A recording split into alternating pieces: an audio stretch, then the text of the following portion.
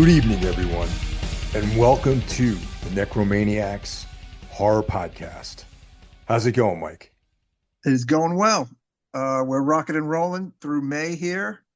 As we record this, it's like the last week of May. We've just gone through Memorial Day. How was your Memorial Day weekend, sir? Nice and quiet.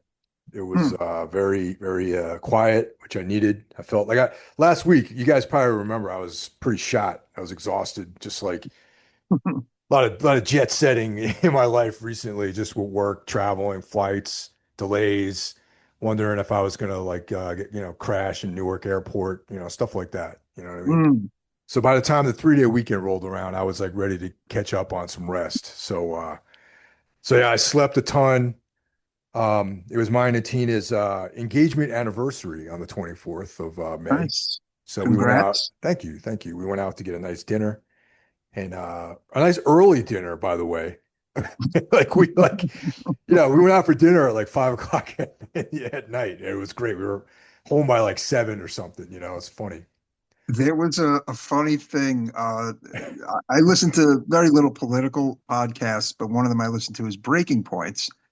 And one of the co-hosts, Sagar, said something to the effect of, if I'm invited to a dinner that is later than 7 o'clock during the week, I'm not going. Yeah, yeah, And he's younger than us, by the way. yeah, yeah, He's a totally, young man. guy. But Yeah. he's like, nope, not doing these late dinners. Not happening. So 5 o'clock, Sagar would love the 5 o'clock dinner. Yeah, yeah, yeah. So that was that was nice. That was, it was Saturday was the 24th, I believe. So yeah, that was Saturday night. And that's about it, man. We watched hung out. We've been watching I was telling you earlier, Sons of Anarchy. Mm. So we were banging out a bunch of those episodes. And then, and though the 24th was my engagement anniversary, my days as a single man are coming to a close, man, because my wedding is coming up in just a couple of weeks, man. That's right. The legally single is coming to a close. That is true. You'll be Yeah, a married gentleman. that's Correct. right. So, there's a lot of stuff going on. We're a small thing. We didn't make a big deal out of it, but there's always little details you got to deal with and that kind of thing. Yeah, yeah. I'm saying yeah, yeah, although I've never been married, but yeah, yeah, nonetheless. There you Me go. neither, dude. I have no idea. I didn't know anything about what you needed to do. So, Exactly. It would be a new venture for me, but that's great, man. Yeah, this weekend, I mentioned the last episode, Jane and I had watched that Long Island serial killer documentary. So of course we were looking for something else to kind of put on Netflix, and we just kind of blindly found Fred and Rose West, a British horror story, which is on Netflix, and it's really good. Sometimes it's like shooting fish in a barrel with Netflix and some of these true crime things. Like there have been ones I've put on, and it has been like, watching paint dry with like the monotone voices and yeah. just not really that interesting. But this one is definitely solid. It's from a case back in like '94 with this couple, Fred and Rose West, and I don't even want to say too much. It's just it's that interesting. It's that good. Um, Starts out pretty strong. We're up to episode two. A lot happens in that very first episode, so it definitely keeps you kind of glued to the story. But it was quite a big story, I guess, in the mid '90s in England. There was about 12 victims, which is no small feat. So if the high body count is for you with a true crime, this is definitely a story for some of the listeners out there. But yeah, the Fred and Rose West, a British horror story. Check it out. Yeah, that sounds cool, man. I been watching a bunch of different true crime stuff recently too. Hmm. Yeah, I mean, sometimes with all the other streamers I have, like I forget about Netflix, but Netflix is, there's the reason why it's one of the most successful ones and one of the ones that literally most of this country has, period. Like by and large, it's like the number one streamer. It has a little something for everybody. Although, the horror, I think, had seen some of its better days back in the day at one point, with the Yeah. movies. Yeah, But definitely. yeah, definitely. I mean, for movies, there's other options that are better. Obviously, Shutter, which is what I would say a lot of our listeners probably have. But for other fare, I still think Netflix is pretty damn good. You know. Yeah, no, they definitely some of their original programming is good. They got, the Black Mirror is really interesting. I enjoy that. Yeah, yeah, and I've also been definitely getting a lot of use out of my Disney Plus with the Star Wars crap and the some of the Marvel stuff. Not a lot of it. Uh, so that's kind of just what I've been watching lately. I actually have not been on top of my Joe Bob. Have you? I kind of fell off, dude. I Hmm. actually was gonna go to his event out in Pennsylvania, Hmm. but it ended up falling on the day that we're playing with Pro Fanatica out here in Jersey, so I had to cancel that. Yes, that's right, listeners. The 31st in Dirty Jersey, right, Mike? That's right. At Dingbats, the probably one of the most like legit metal venues on the East Coast, if you ask me, man. Oh, totally. Yeah. I mean, I like that place. They have they'll have death metal, black metal, heavy metal, whatever. I mean, it's legit in my opinion, you know. Dude, it's like the most legit metal. Like I saw Mortis there. I've seen like so many different bands play there. Punk rock Deicide, too. Yeah. I mean, they yeah, have punk shows there. I mean, it's cool, man, you know. yeah, It's and it's it's fun. just like it just got that grimy vibe too, which I dig. Yeah, I have to see. Me and O'Brien were talking about going. I got to see if that's still a possibility. Yeah. But I'm one of the non-drivers in this world, so it's a little hard for me to get to some of these distance shows. But you may see me there, Mr. Hill. You may. It's a solid show, man. Morpheus Descends is playing too, so Yeah, great yeah, band. Hell yeah. yeah, So it's a bit of death metal, bit of black metal. It should be a good night. absolutely. So yeah, I mean that's kind of what I've been doing. Have not watched a lot of other stuff, you know. I've been enjoying each movie that we pick each week as like one of my main, sit down and watch a movie front to back kind of thing, you know. Oh yeah, yeah. Yeah, exactly. I think again, I still have not been made aware of any 2025 must see horror movies, Mike. Have you? Well, there's 28 years later, which is going to be dropping next month, so that looks promising. Yes, that I Yeah, want to see in the theater, and I yeah, am going to see that in the theater. Yeah, yeah, 20 definitely. definitely. Definitely. Yep. Um, you know, again, I'll be completely frank, listeners. I haven't been on top of my game with that, but even in my not being on top of my game with brand new horror, I almost just feel like it's not even kind of passing my way, like, like via Facebook or even Instagram or you know what I'm saying? Like, I Yeah, don't know. it's like Hmm. Brandon and I were talking about this, how there's been sort of like a lack of, we're almost halfway done with the year, man. And it's like, there hasn't really been a whole lot going on. I saw a Japanese film called New Religion, which is Mhm. great. It's excellent, but it's like not, it's on my list because it's literally one of the best things I've seen this year. But it wouldn't be on my list though if it was last year, Mm. you know what I mean? Right, right, right. But hey, again, we could get hit with the avalanche and Yeah. from July onward or whatever. So, There's which also would be the fun. Shrouds by Mhm. David Cronenberg, which is out in the theaters right now, which I'm planning to see that. Okay, cool. So there is stuff, out there, Yeah, which is important. I mean, I feel like this show for a very long time functioned on brand new movies for episode yeah, after last episode for year. a long time. Yeah, Yeah, especially last year. Yes, definitely but last year. And in the past, but I love talking about old movies, Mike, as you do too. yeah. But it is great to hear about new shit that is like moving people and sticking in people's heads. Well, there's that one Bring Her Back, which is by the guy who did that Australian dude who did that movie I really disliked from last year, or Oh, 2 years. Yes. Okay.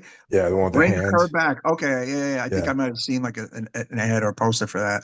Okay. That sounds interesting. Like I read this, Hmm. but I disliked his first film, their first film. Like, so maybe it's Hmm. coloring. I mean, I'm going to see it for sure because it's like it looks good. Hmm. But and I usually like all things from Australia, man. So, we'll see. Yeah, I'm checking it out now. It's an A24 movie, upcoming Australian supernatural horror film, um, by the Philippou brothers, who did what's the movie that we thought was just okay. What's that movie? Talk to Me. Yeah, Talk to me. Yeah. that Yeah. everybody seemed to really love. That we just were like, it's okay. Yeah. Yeah, it didn't move me really. But yeah, Hmm. but this new one looks pretty good. So I'm gonna Okay. check that out for sure. There's a movie called Ash, which looks cool. I think that's going to be coming out. I think it had a short theatrical release, and now it's coming out Shutter soon. And that looks like Event Horizon, Alien. It's Oh got, yes. yeah, that kind of thing. It looks Looking at really this now. cool. Yeah. Hmm. So Okay. when that comes on Shutter, I'm definitely going to watch that. And I have high Yeah. hopes. I have high hopes for that one. Science fiction Aaron horror. Paul's in it. Oh, okay. Yeah, this looks up my alley too. Science fiction horror, uh, directed by Flying Lotus. Yeah, isn't that guy Uh, like a rapper or something like yeah, that? Steven Ellison is his real name. Yes. But it does look cool. Hmm. All right. Yeah. So there's a few odds and ends. I've also, like I said, similar to you, I've been checking out older material. But I always read a lot, but I've been digging into. I just actually Carl Hikara turned me on. They put out a collection of the Dark Horse Aliens comics. Oh, nice. Yeah, in color. The original because I have a version that's in black and white, and Oh, they have a okay. color version. They put out volume one. Volume two might be out for all I know, but I have volume one. I've been reading that, and that's fantastic. The Dark Horse Alien, it's like the sequel to Alien, the first two Alien films. Oh, awesome. I would definitely read that. Yeah, like Yeah, I'll went look out for that. they went and they took that franchise into their own direction with it, like with the comic books, and it was fantastic, I thought. Oh, very cool. Very cool. But yeah, that's kind of where I've been at. Um, you know, again, I look forward to checking out some of these stuff, that we just mentioned. And, there's always some old shit that I might have missed as well. So yeah, maybe I'll do some catching up there too. Yeah, But let's do some pluggy plugs, huh? yeah, okay. So kicking things off every other Monday, we've got the first of the horsemen of the podcasting apocalypse entry into the weekly fair. Of course, that's Horror Wolf 666, brought to us by Brandon Legion. That's every That's other right. Monday. Hell yes. And then on Tuesday, kids, we have the greatest metal podcast in the land. I'm talking about Jackie Smith's own Into the Necrosphere. Jackie and I had a nice little chat the other day. Oh We'll yeah. catch up. Always good to have a catch up with Jackie.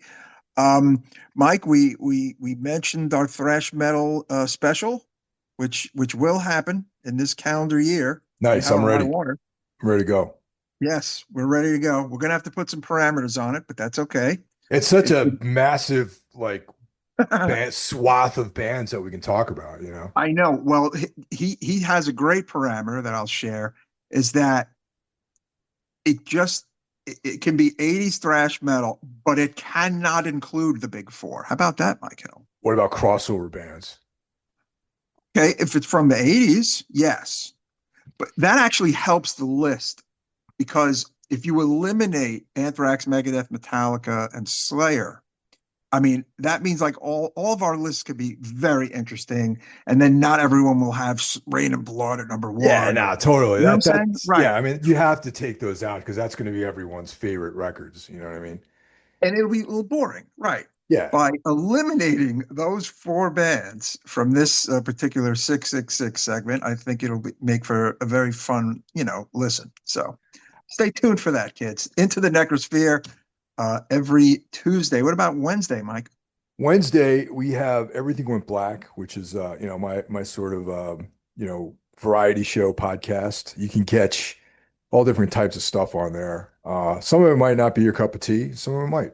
That's that's always been my that's always been my disclaimer, you know.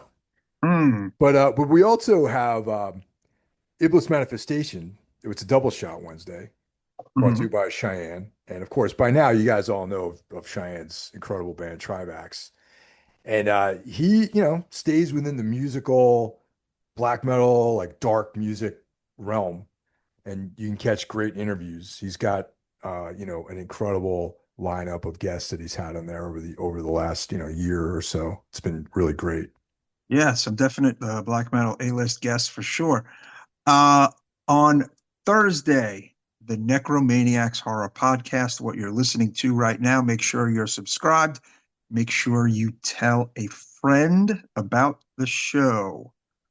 Friday, you have my brother from our actual mother, Mr. John Draper, and the excellent Spitball Media Podcast, along with his co-host, Bisho Brian and Shaheen, and entertainment, you know, podcast, you could say. They talk Yeah. about movies, television, the streaming services, pop culture in general.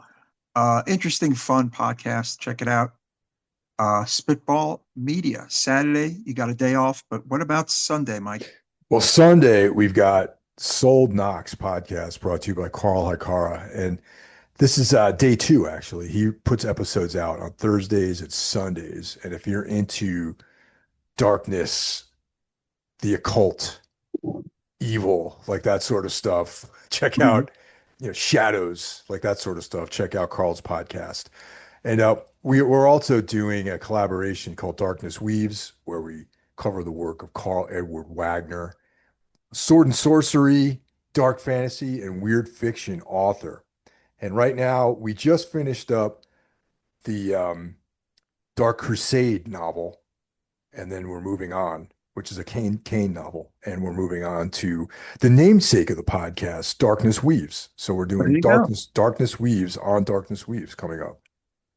Very cool. And there you have it. There's your week. There are your horsemen of the podcast apocalypse. Make sure you subscribe to each and every one of these shows and show your support.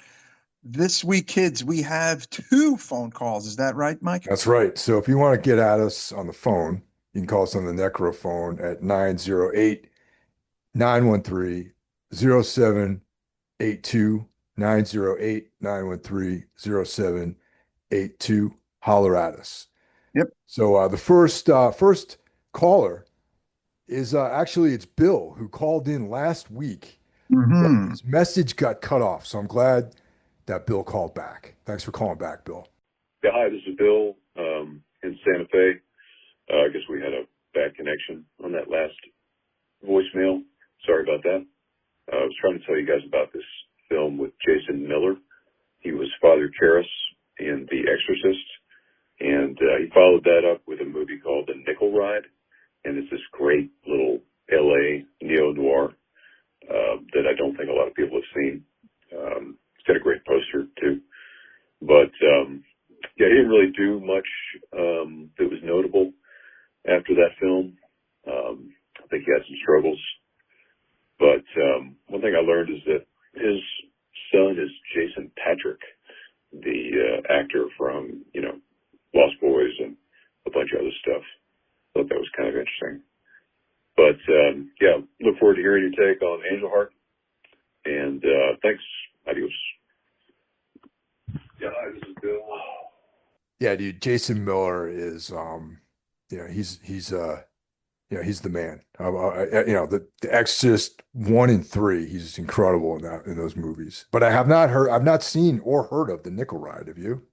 Me neither. I want to check it out now after this phone call. And of course, he is the father. It's funny. There was a whole thing years ago. Well, not years ago. It was only like a few years ago that I think the Zoomers, Michael, the young Yeah. kids, found out that the guy from The Exorcist gave birth to Jason Patrick from the Lost He Boys. gave birth to And him. well, you know what I mean. Is it the birth father? Sorry, is the birth father of Jason from the Lost Boys, And that, well, the other fun part of that is that his mother, Linda Miller, is Jackie Gleason's daughter. Oh wow. So he's royalty. He's definitely Hollywood royalty to me, and horror royalty, as Linda Miller is in the excellent movie that Necromaniacs covered a couple of years back, Alice, Sweet Alice. So there you go. I feel like I didn't know that Jason Patrick was the son of Jason Miller. Hmm. You I know, knew. yeah, Hmm. but I can see the family resemblance though. Yes, definitely.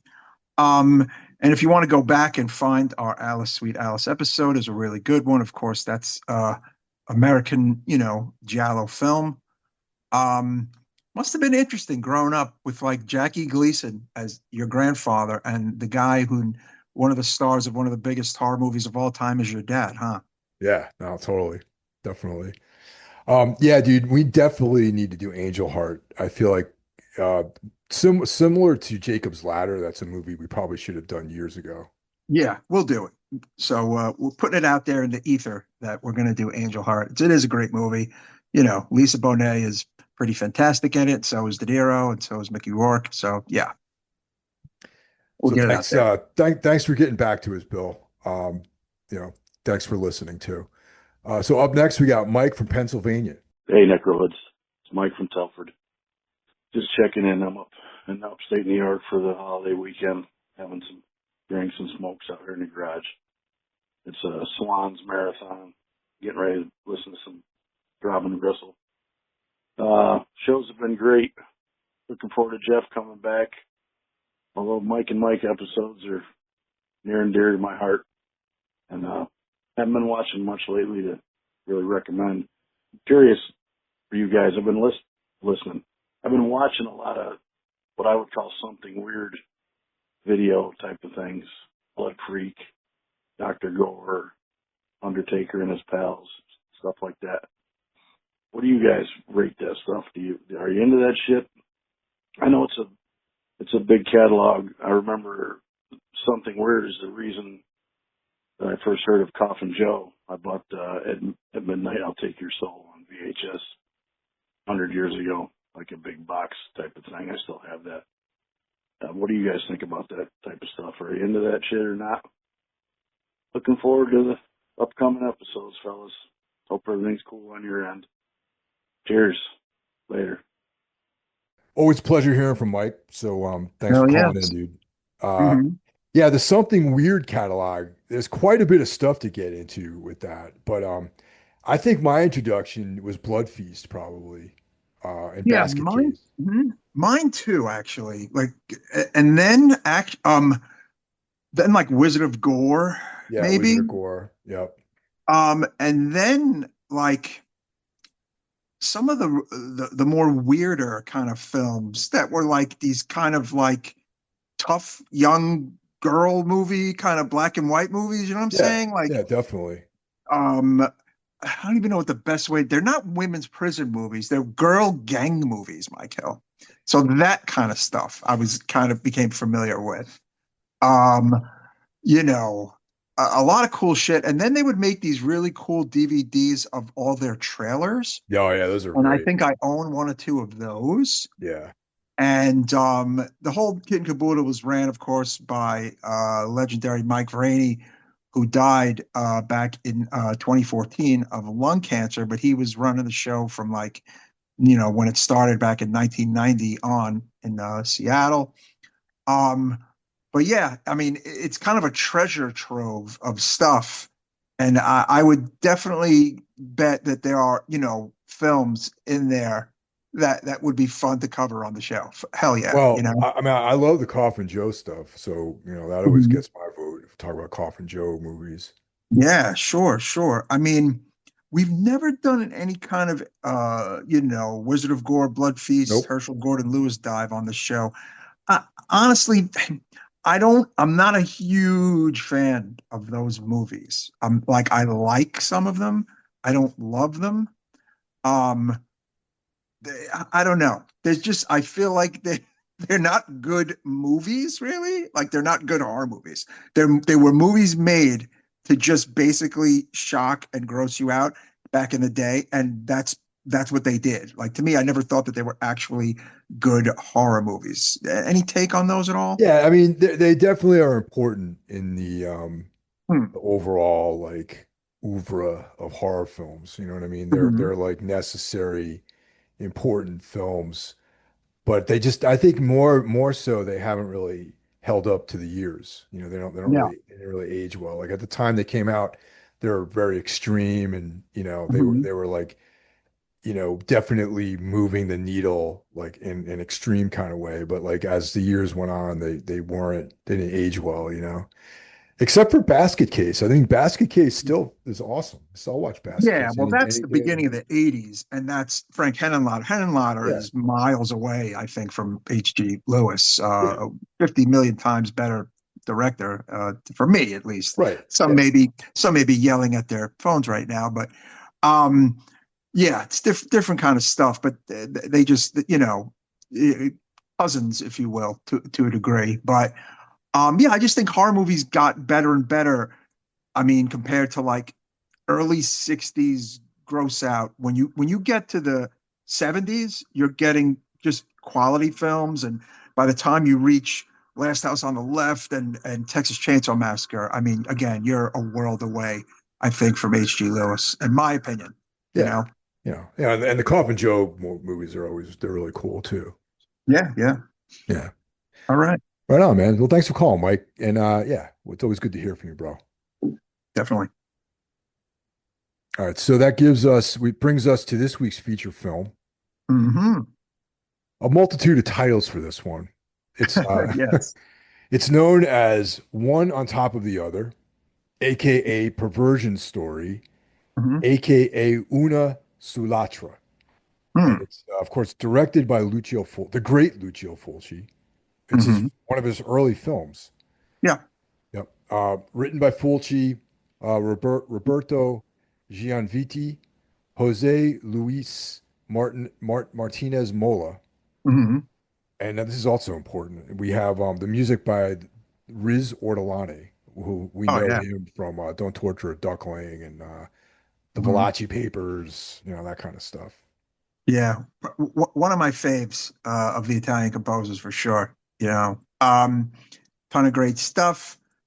This score is another winner. I was saying earlier before we got rolling, I have two versions of this movie that I own. I have the uh, one that you can still buy, the Mondo Macabro Blu-ray, which Mike and I both own, which is excellent, excellent looking Blu-ray.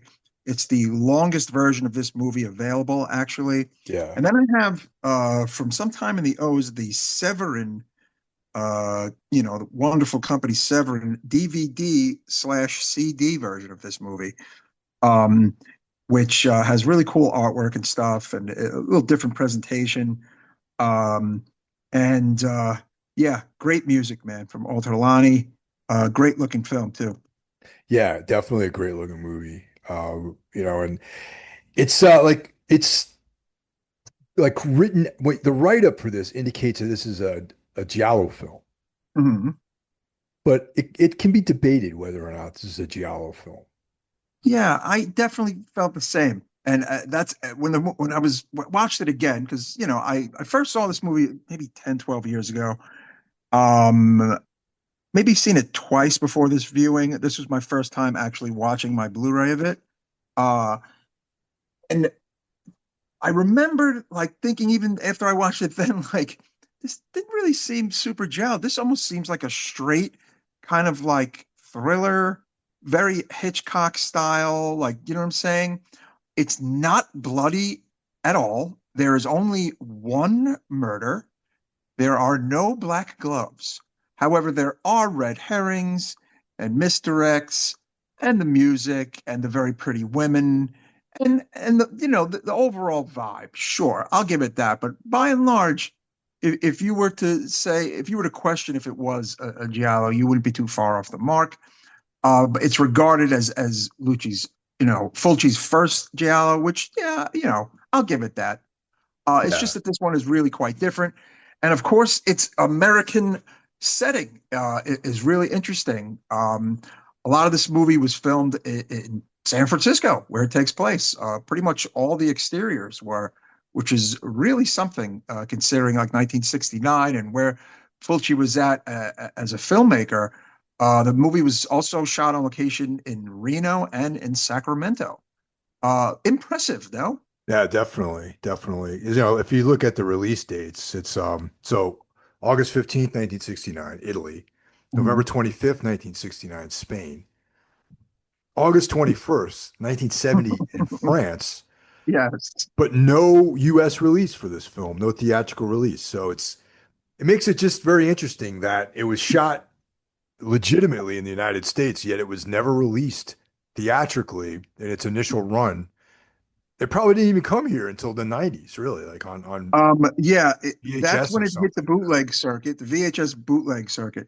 However, according to the back of this Severin disc, DVD disc, this was the very first version ever in America released domestically. Until about 5, 6 years later, Mondo Macabro got the Blu-ray rights. So Severin, of course, always on the money. They brought this movie to America, which is awesome because honestly, Mike and I both feel this is quite possibly one of Fulci's best movies. Oh Yes? yeah, yeah, for sure. I'll just go right ahead and say that too. I mean, Mm. in his like filmography, it's definitely his most unique film because like you touched on it before. Yeah, it's okay. We'll take the liberal definition of giallo and say this is a giallo movie, but it really isn't. It's more of like a Hitchcockian thriller, Mm. you know, and Yeah. very much about, you know, plot and vibe. It takes place in the late 60s, so there's this kind of like psychedelic, like hip vibe to the film too, you know. So it's a little Hmm. bit different. It's very unique for Fulci, I think. Yeah. And you know, no real American actors in this movie, yet it still, I feel like, feels pretty American. You know, it doesn't feel all that European, this movie to me, although, you know, it was dubbed and it was, you know, shot by actors pretty much speaking in broken English. I listened to the English track on this one. Did you listen to the English or the Yeah, Italian? yeah. I wanted to I watched it in the English track. Yeah, I didn't want Yeah, I yeah, had yeah. there's you know, as we got the same Blu-ray, so it's got the Italian and the English version on it. Hmm. Right. And of course, no, it's funny since, you know, I'm going deaf. I even though I had it on in English, I put on the subtitles because I watch almost everything with subtitles. And it's always the son of a bitch, the subtitles with an English track are usually never correct, Yeah, dude, which absolutely, means man. if I watched it in Italian and just had the English subs, I might have been a little better off. But um, yeah, they're always off. There's always extra words. There's always words missing or different words altogether. It's kind of funny when you do that. Yeah. So let's run But down some of the main characters too, because they got a great cast in this one. mhm. So we've got Marissa Mell as Susan Dumouriez, playing a dual role actually as Yes. you know, Monica Weston too, which is a little bit of a spoiler, believe it or not. So we've got Jean Sorel as Dr. George Dumouriez, Mhm. her husband. Um, we've got Elsa Martinelli as Jane Bleecker, his the other woman in his life, shall we Yep. say? His side piece. Yep. Yeah. Alberto Di Mendoza as Henry Dumouriez, which is naturally George's His brother. Doctor's Hmm. brother. Yeah. Hmm. John Ireland is Inspector Wald, who he pops up at some, you know, throughout the film. Yeah. Yeah, that's pretty much the main character. So we got Jean Sobieski as Larry, which And I would do one more, Martha, who's the right. sister of Yeah. played by Faith Domergue. Um, that's pretty much the main cast. Um, the movie really revolves around like four people, if you really think about it. Maybe five at best. The Marissa Bell in like the dual role thing is really interesting because I think they did a really good job of making her look as you know, like they changed the eye color and they changed the hair color. And she does look quite different in the beginning of the movie as the wife versus how she looks in the rest of the movie as, you know, Monica, right? I got to be honest. I didn't peg her as the same lady. Oh, When, really? Oh, yeah, wow. when Okay. she first showed up, I was like, they made that's what I mean. It's a testament to how well they changed her appearance. Hmm. Oh yeah, and and listeners, if you, I'm sure quite a few of you are familiar with Marissa Mel. I mean, one of the best looking actresses of the late '60s for sure. She kind of steals the movie in Danger Diabolic, Yeah. where I mean, she like to look at this her picture on Wikipedia, which is taken during 1968 during Danger Diabolic. You could almost plop her in the early '90s as one of those like waif models. Honestly, like she just had this look about her. Like she looked like a supermodel, but she was an actress. Just really striking woman who was, German, Austrian, sadly died at age 53 in Oh wow. 1992 of cancer. Yeah, Very, very young. Very young. Too yeah, young. really young. Um, but yeah, this is one of her more known films. Her biggest movie is definitely Danger Diabolic, which we should probably Yeah. cover. No, that's a great Uh, movie. oh yeah, Yeah. that's Mario Bava, one of his biggest things he ever did. Really fun movie, amazing music. Um, but yeah, I mean, when she comes on the screen as Monica in this movie, when they're in the, the go-go, whatever strip kind of club in San Francisco, it's like, pretty unforgettable. Yeah. So Dr. Dumouriez, he's a very wealthy, kind of a quack in some ways because Mm. he's a doctor and he runs a clinic with his Hmm. younger brother Henry, who we mentioned, Yes. and so Susan Dumouriez, the one incarnation of Marissa Mel is his Hmm. wife, and she is very sickly. Hmm. She has asthma, and she's being attended to by her sister Marta. Okay. Now Oh, one of the sort of controversies about Dr. Dumouriez is that he is sort of like proclaims like these like false treatments. Like he's mm. kind of a fraud in some ways, wouldn't you say? Yeah, I would agree. I mean, he's like, good looking, kind of like suave doctor, but not necessarily a brainiac, let's just say. Yeah.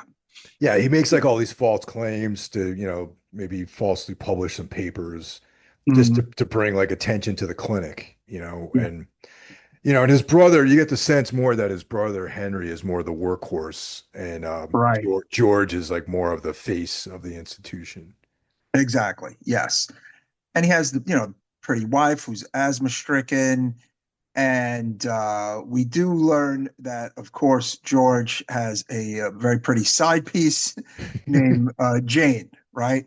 Short hair, played by actress Elsa Martinelli, also very beautiful. Again, it has a lot of the giallo traits with, the very attractive female cast members, of course, right? Yeah. And she's her day gig is being an assistant to a photographer.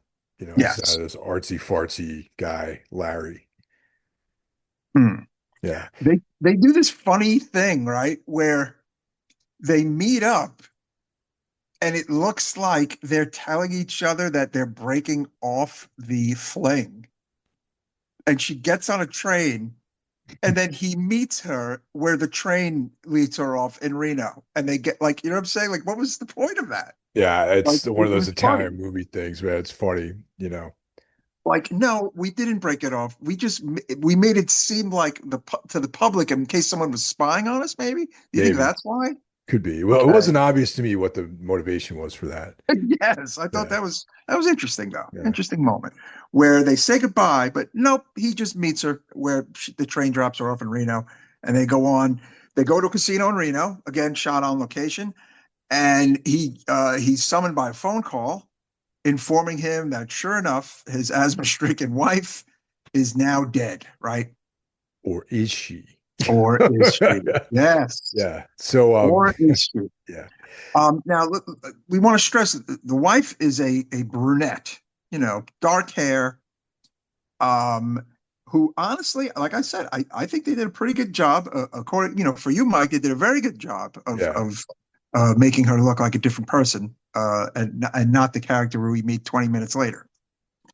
Yeah, I mean, for me, for sure, and like I said, me watching this movie, this is the first time I'd never seen it before. I Well, okay, totally okay. did not, wasn't familiar with this movie. I mean, Fulci's got a vast filmography, so it's possible to miss a bunch of these films, especially like, this Hmm. didn't jump out at me, over the years, but I'm glad I watched it. It's great. But I have to mention too that Reno is not the most romantic city to go on a romantic getaway to. I would agree. I was only there in the late 90s, but maybe it was in 68, 69. Maybe it was. Maybe it's a little romantic in late 60s. Yeah. Maybe, maybe. However, but I mean, if you're going, it is close to San Francisco. Like Ah, yeah, okay. you shoot right over the mountains there, and you're in Reno basically. So yeah, maybe that's why the proximity might have played a part in that. True. So George rushes home. He's consoled by his brother Henry and the hostile sister Marta, who never liked George to begin with. And they learn while they're all commiserating that there was a $1 million life insurance policy left by Susan for George, right? Yeah, yeah. I mean, that makes sense. It's her husband. Um, but also that as the story goes on, it sort of sets George up for foul play. You know what I mean? Yes, because an insurance agent begins tailing George and discovers his affair with the lovely Jane, which brings suspicions onto him. And then we meet, Inspector Walt, one of the other characters in the movies. So now the police are like, this is interesting. His wife's dead. He's got a side piece, and there's $1 million insurance policy. So the notes are cracking, piling up here, right? Yeah. And the one thing I want to add too is that Jane is actually in love with George, Yeah. more so than he is with her. Yes. And it seemed like it was, again, I call it the side piece, but it seems like it's a relationship that is was basically only stopped by the wife. And now that the wife is dead, it's like we can kind of go off and be happy, right? Or that's what Jane wants. That's what Jane wants, but that, That's what Jane as wants. we'll see, that isn't really what happens. Exactly. There is an anonymous tip-off that brings Jane and George to this club, the strip club called the Roaring Twenties. And when they walk in, they see this extremely beautiful woman, I guess, taking the stage. Her name, well, her name is Monica, right? Yeah. That's her, Monica Weston. But she bears a resemblance to the late wife. Only Now, again, she's a blonde. yeah. Now you see, I didn't. This is funny, man. Like I did not right away pick up on that. Hmm. I know, Okay. but And maybe but not every viewer might have been either. yeah, yeah, because they claim that they looked similar, except the eye color and the hair is different. Yes. And when I was like, oh, I guess she does look a little bit like her. You know what I mean? But truthfully, you don't even see Marissa Mel playing the Susan character all that much before she's dead. Like she's kind of like I mean, you see her face, but like she's kind of hidden a little, She's and all sickly, like they make her yeah, very she's pale sickly with looking. like Right, bags under her exactly. eyes and that kind of thing. Exactly. So George is like floored by this very attractive stripper. Um, and she sits down with them in a really interesting scene, right? Where she thinks that they want to talk to her so that they can have a threesome. Like, you know what I'm Yeah. saying? It's pretty ahead of its time, actually, Well, for 1968, 69. No? yeah, and it's funny because like last week, when the Blu-ray showed up, I told you Mhm. that I said this looks like a hardcore porn film. Like it's got a sexy woman on the cover. It's called Perversion Story. It's nothing. It's not that at all. I mean, it's a very, No. very, tasteful movie, but in the late 60s, it probably was very perverted. This Yeah, whole thing yeah. was very, very racy back then. It is a little racy for back then, and then there's nudity in the strip club. There's sex scenes. So yeah, I guess for its time, Yeah. definitely, I mean, definitely. there's nothing sleazy about this movie though. It's not like the New York Ripper or something like that. No, it is nowhere near the levels of darkness and depravity that Fulci would go on to. He's a different man. Somebody said, I was reading on Reddit or somewhere that, well, this is before Fulci's wife dies, Right. and he probably is a different man. So things in Fulci's life have not happened yet that shape his life a little later. And I was like, oh, okay, interesting. Which is an Yeah. interesting point. Yeah. He's probably was a different man when he was making this movie. Um, so yeah, George, of course, goes on to have an affair with Monica, but he's doing it to kind of see, is this my wife? Like, you know what I'm Now, saying? this is the really unbelievable part. Hmm. You know what I mean? It's like, come on now. All right. Like you got a woman that you're in a relationship with or you're married to. Mhm. And then when you're having sex with her to not know it's her, come on. Yeah, that was okay. That's That was the a how the stretch. stretch. That's a bit of a Yeah. stretch. He should have known right then and there, which he kind of doesn't really. He hasn't fully sorted by that point in the movie once they hook up. Uh, but she's very, very different from Susan. She's like very, uh, you know, street savvy and talks different and acts different. And again, has different color hair and different color eyes and seemingly not the same human being as his late wife or alleged late wife.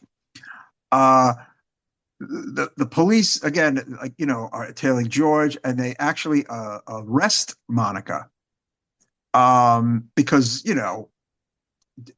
George is. I mean, basically, I think I'm trying to remember the reason that they arrest Monica at this point, but she says that she was paid to pose as Susan, even though she literally is Susan, spoiler alert, Yeah, by she a woman weaves calling herself Betty. Yeah, yeah. Like she she tricks the police. yeah, she Yes. she weaves another web of just intrigue and lies. You know what I mean? Like she Right. just it's she's got this whole story concocted and then she just like improvises a whole other narrative, which is like, for the cops.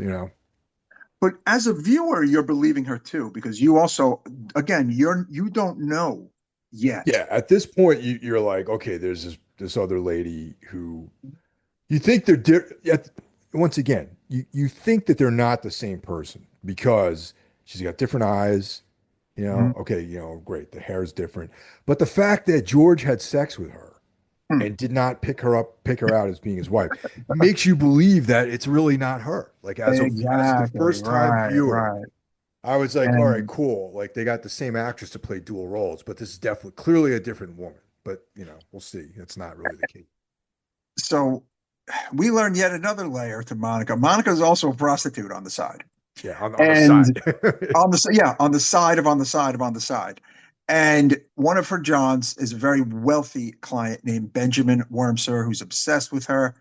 Uh, when he hears about her arrest, he makes his way to the police station to try to bail her out. It's a very high bail. It's like 2 grand in like 1969, which is Right. quite a bit of money. Uh, he learns that she's already been sprung out by someone that the police will not name. And we learn who that is a little later. Um, they the police kind of ransack Monica's apartment, and they find that envelope containing money, and of course, well, her alleged husband George's fingerprints are found all over the envelope, and they end up charging him with the murder of his wife Susan. I mean, basically, the police have kind of concocted that George has been having an affair with this Monica Weston character, and it's involving money. And they've kind of always wanted George, you could say from the beginning, even though he didn't really do anything other than cheat on his wife. Um, Monica, of course, at this point, once George has been arrested, goes missing. George is tried, convicted, and sentenced to death, and is sitting on death row for months. Okay, well, some time passes. His wonderful brother arrives to come speak with him on death row, and listeners, here's the spoiler alert of the late '60s movie we're covering. His wonderful brother Henry arrives and reveals that him and Susan have been behind it the whole time, and that they've been having an affair for a long time. They got her to fake her own death to implicate him in the murder. Is this the worst brother of the year award, Michael? Oh yeah, definitely the worst brother ever. You know, Yes. I was pretty shocked about Another. that. I was shocked by that too, man. Because Hmm. I got to be honest. When at this stage, I really didn't know what the hell was going on. Like I didn't have like a clear idea of what the twist was going to be. Hmm. I just knew that I was pretty sure that George wasn't the murderer. Yeah, right. You know, and but I didn't know who was because you know there had to have been somebody. You know, like generally the murderer doesn't come out of left field in these films. You know. Right. After Henry, tells him all that horrible shit about his wife and their concocted plan, uh, he George manages to tell his lawyer, "Hey, my brother just admitted to all this. Him and my wife are in cahoots. You know, frame me for murder, this and that." But again, they've skipped town. They cannot locate them. They've actually left the country. It turns out they have gone to France. But again, George is on death row for the murder of his wife, who, according to everybody else, is still dead and has not fled the country to France with the brother. Okay. Um, the viewer, we see George literally taken to the gas chamber, still professing his innocence, right? Um, and we get a scene in the movie where we see uh, the brother Henry along with Marissa Mel as Susan, of course, now with the dark hair and her natural eyes and this and that. They're sitting in a restaurant somewhere in France. And of course, in walks the Benjamin character, who is the jealous John, who was in love with the prostitute. Again, a woman he thought was named Monica Weston and a prostitute, not Susan, and the wife of a doctor who's about to die for a crime he didn't commit. And he kills both of them in cold blood by shooting them both. And then, the camera kind of cuts to a phone call to by the police station and the gas chamber. And it's a very interesting ending, actually. We I thought actually so. we don't see uh, George anymore. We don't see his girlfriend anymore. We just see a newscaster telling us the story about how this execution was halted due to the telex that arrived from France. Paris informed U.S. authorities that Susan and Henry have been shot dead in a local cafe by the guy Benjamin. And then the movie is over. I thought that was a kind of an interesting ending, right? Yeah, and the way that they clear his name is when they identify her in France as Mm, Susan du yes, Maurier. Susan, because Yeah. her passport. Yes, Yep. that's right. Yeah. Um, Um, Very interesting.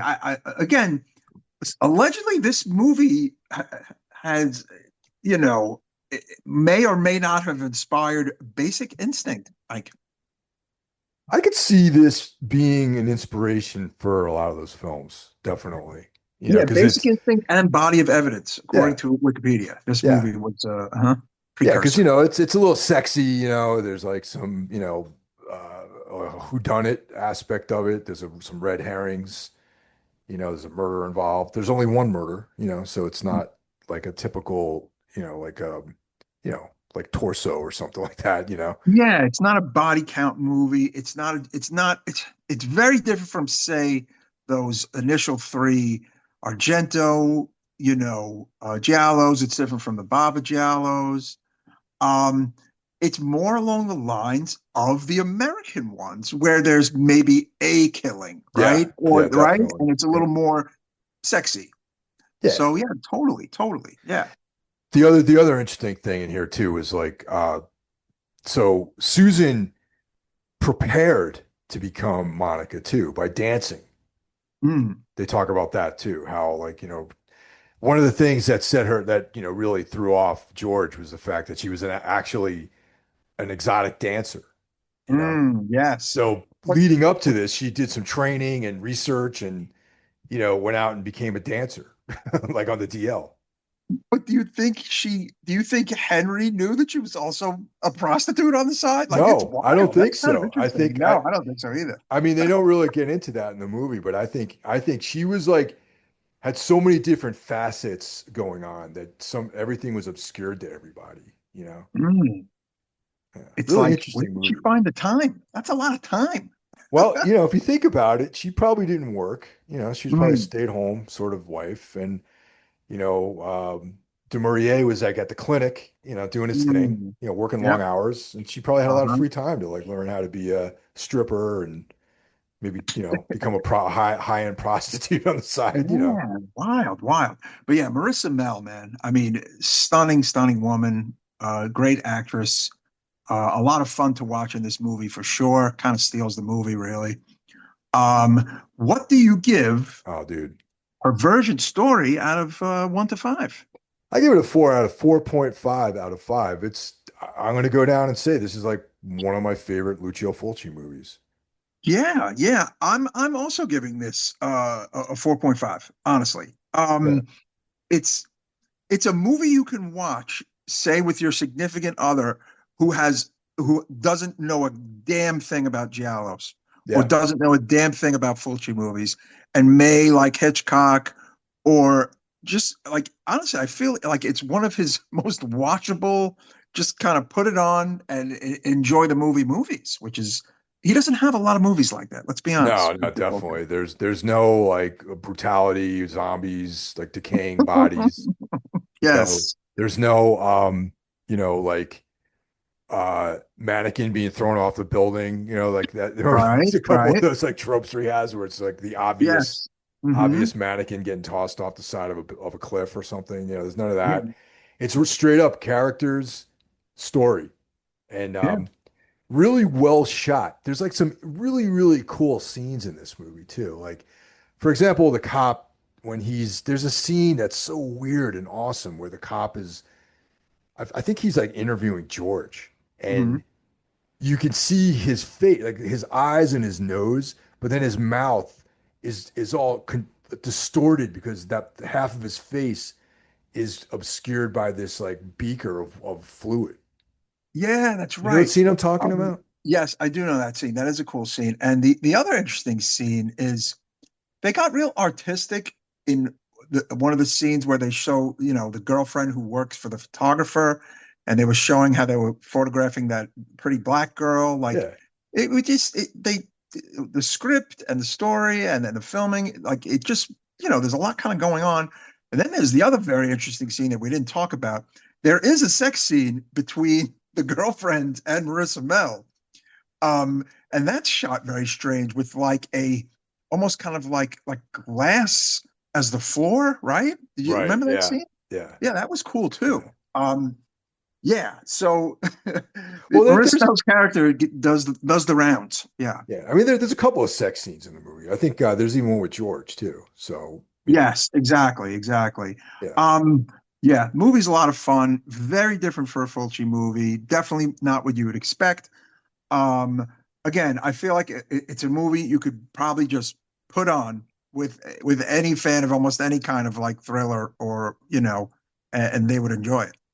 absolutely, man. And like I said, you know, the cover, at least the one I have, the one that we have, Yeah, makes it Mondo look like Macabro. it doesn't real the Mondo Macabro cover doesn't really capture the essence of the movie. It's not this movie's not sleazy at all. You know what I mean? No, that's why I feel like going with Perversion Story as the name of the movie we're calling it tonight, because that's where you can buy the Blu-ray, because that's the name of the Blu-ray. But when you look up one on top of the other, say on your Roku, it brings you right to Perversion Story, which is kind of cool. So you can kind of go one way or the other. Yeah. But there you have it, our trip Yeah. to Italy, 1969. Yeah. Well, that was a good one, man. I'm glad that you brought it up, and also I believe didn't Mike bring this up too? Yeah, yeah, yeah. I've mentioned this one before Yeah. because we were doing a bunch of those Fulci deep dives, and I've been like, there's this other movie he did that's quite different. So Yeah. yeah. No, I'm glad we got to do this one, man. And I'm gonna this was a really, really well spent purchase. Like I'm gonna enjoy this movie like in the Yeah, next there's a coming great years. interview with Gene Sorel, who played the doctor as one of the extras too. And there's also an interview with Elsa Martinelli, which is cool. And yeah, definitely worth getting the Blu-ray. Mondo Macabro has fucking great stuff. I wish a lot more of their stuff was streaming. Obviously, this one is, I think, because it's a Fulci movie. But a lot of their stuff is pretty exclusive to their Blu-rays, and you know, a lot of it is blind buys for me, and I buy them and I enjoy them. Yeah, no, this was definitely highly recommended. So there you have it, man. That's right. We will see you all next time, Necromaniacs, right, Mike? That's right. And if you guys are in the area this weekend and you want to come see a show, definitely Mm-hmm. stop by and say hello. I'll be there at Yep. Dingbats in Clifton, New Jersey, Yes. Very Saturday good. night, May 31st. All right. All right. Take care, everybody. All right, guys, take care.